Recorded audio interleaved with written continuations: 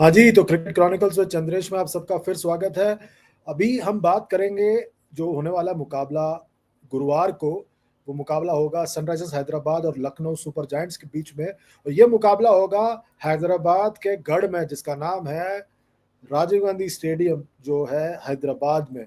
और इस मैदान पे बहुत रन बनते हैं, बहुत ज़्यादा रन बनते हैं और धूम मचाते हैं सनराइजर्स हैदराबाद। इस लाइनअप में कौन नहीं है? इस लाइनअप में सब के सब धुरंधर बल्लेबाज मौजूद है। अगर मैं पिछले मुकाबले के धुरंधरों के बारे में बात करूं तो उनके पास है अभिषेक शर्मा और ट्रेविस हेड शुरुआत करेंगे, फिर ईशान किशन है, नीतीश कुमार रेड्डी, हेनरिक क्लासन। यार ये तो एक धुआंधार बल्लेबाजी क्रम है, इसमें तो रन ही रन बनेंगे। और पिछले मुकाबले में तो ईशान किशन ने जो बल्लेबाजी की, उन्होंने करारा जवाब दिया वहां पर सभी उनके शुभ चिंतकों को, जिन्होंने पिछले साल उनको राइट ऑफ कर दिया था।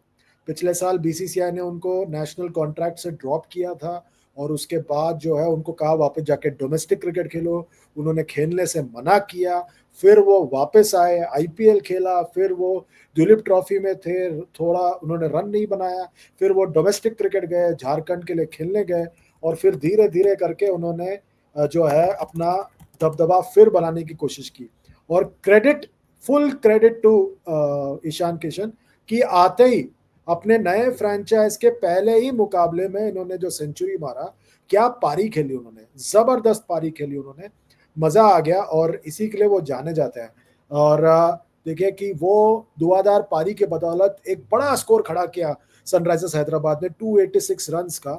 और उसमें ट्रेविस हेड का भी योगदान था, बहुत महत्वपूर्ण योगदान था, बहुत इंपॉर्टेंट बल्लेबाजी की उन्होंने और उसके बदौलत जो है वो एक बड़ा स्कोर खड़ा कर पाए। हेनरिक क्लासन भी बाद में आते हैं बल्लेबाजी करने के लिए, तो वो एक खतरनाक खतरनाक लाइनअप है। उनके सामने है लखनऊ सुपर जायंट्स। उनके बारे में बात करने से पहले सनराइजर्स हैदराबाद की कुछ और बात कर लेते हैं। गेंदबाजी की जहां तक बात है थोड़ी कमजोर हो सकती है, पर उनके पास अनुभव है मोहम्मद शमी और पैट कमिंस के रूप में। ये दोनों महत्वपूर्ण गेंदबाज हैं यहाँ पर सनराइजर्स हैदराबाद के लिए।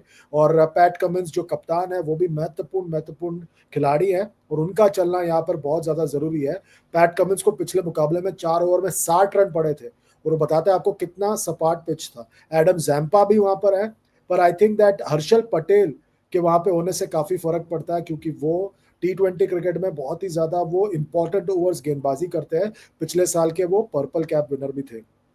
और सिमरजीत सिंह भी है वहां पर और उन्होंने भी ठीक गेंदबाजी की पिछले मुकाबले में। सिमरजीत सिंह अच्छे मीडियम पेस गेंदबाज हैं जो दिल्ली से आते हैं और अच्छा एक्सपीरियंस है उनके पास डोमेस्टिक क्रिकेट खेलने का। 7-8 साल से खेल रहे हैं डोमेस्टिक क्रिकेट, तो वो जानते हैं इन पिचेस पर कैसे गेंदबाजी करना है। इन पर भी आपकी नजर होनी चाहिए। जहां तक इनके प्रतिद्वंदी की बात है, इनके प्रतिद्वंदी है लखनऊ सुपर जायंट्स, जो पिछले मुकाबले में जीत के मुंह से हार लेकर आए हैं, इसलिए उन पर बहुत ज्यादा नजर होगी, खास तौर पर उनके कप्तान ऋषभ पंत पर, जिनके लिए पिछला मुकाबला एकदम भूलने लायक था। कप्तानी में फेल, विकेट कीपिंग में फेल और बल्लेबाजी में फेल, तीनों शोबों में ये फेल रहे क्योंकि वो कुछ कर ही नहीं पाए वहां पर। विकेट कीपिंग में स्टंपिंग मिस किया, कप्तानी में जो है वो क्रिकेटिंग इंटेलिजेंस की कमी थी उनकी।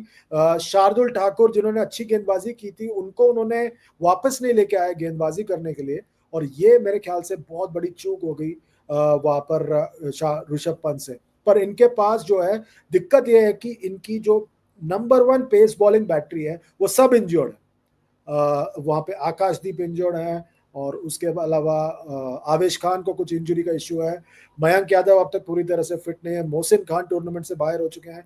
तो ये काफी इंजरी वरीज है उनके पास, जिसकी वजह से उनको अपने स्पिनर्स पर डिपेंड होना पड़ता है। सिद्धार्थ है वहां पर, वो ठीक गेंदबाज है, वो ठीक गेंदबाजी करते हैं, पर उनके पास रवि बिश्नोई भी है जो इंडिया के लिए T20 क्रिकेट खेलते हैं, तो उन पर भी नजर होगी क्योंकि इस मैदान पर अगर आपकी गेंदबाजी कमजोर रही तो वो बल्लेबाज आपको बख्शेंगे नहीं।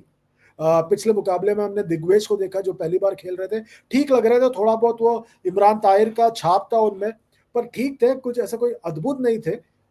इसीलिए कप्तान पर बहुत ज्यादा दबाव होगा।